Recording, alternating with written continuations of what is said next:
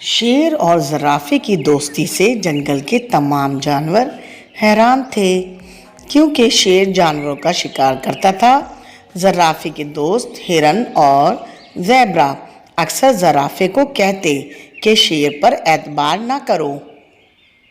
ارے یار، تم شیر پہ بالکل اعتبار نہ کرو، میں تمہیں کہتا ہوں تم شیر سے دوستی چھوڑ دو۔ زرافہ: یار ایسی بات نہیں ہے، شیر بہت اچھا ہے اور وہ مجھے کوئی نقصان نہیں پہنچائے گا، تم لوگ بالکل فکر نہ کرو۔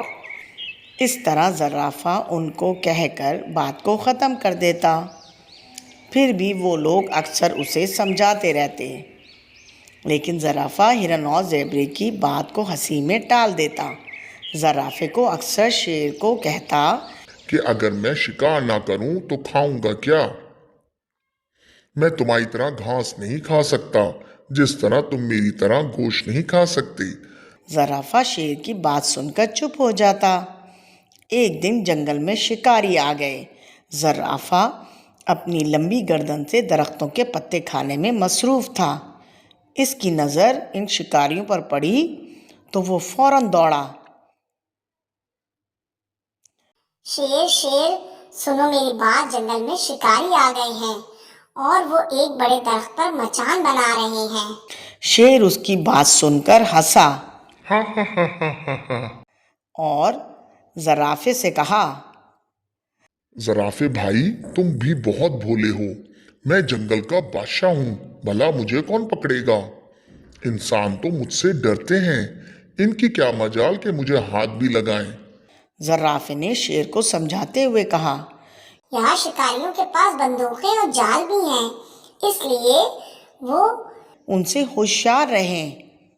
شیر پھر ہنسنے لگا اور کہنے لگا، زرافے میاں، تم تو بہت بزدل ہو، شکاری بکریوں اور ہرن کو پکڑنے آئے ہوں گے، مجھے پکڑنے کی جرت نہیں ہے ان میں جنگل کا بادشاہ ہوں۔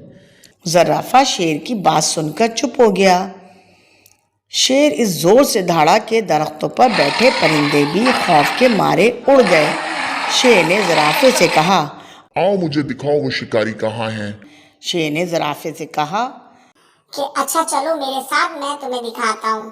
زرافہ پہلے تو بہت ڈرا، لیکن جب شیر نے زیادہ زور دیا تو وہ شیر کو لے کر اس طرف چل دیا جہاں شکاریوں نے مچان بنا رکھی تھی۔ زرافے نے دور سے ہی دیکھ لیا، شکاری اپنی تیاری مکمل کر چکے تھے۔ زرافہ رک گیا۔ شیر نے پوچھا، کیا ہوا؟ زرافہ بولا، شیر بھائی، شکاری پوری تیاری میں ہے، کہیں ہمیں پکڑ نہ لے۔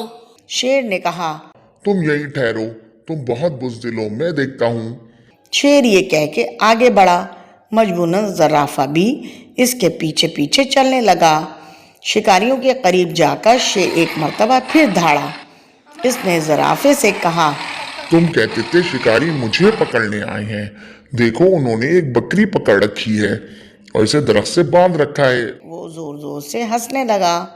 زرافے نے جب درخت کے اوپر دیکھا تو وہاں اسے جال نظر آیا اور وہ چیخا، شیر بھائی دیکھو، شکاریوں کا نہیں، وہ دیکھیں اوپر جال ہے، بکری کے قریب نہ جانا، شیر بھائی بکری کے قریب نہ جائیں۔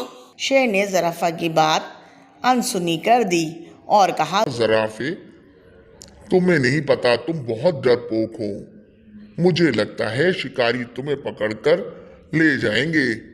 وہ ہنسنے لگا اور آگے کی طرف بڑھنے لگا۔ آج بہت مزہ آئے گا۔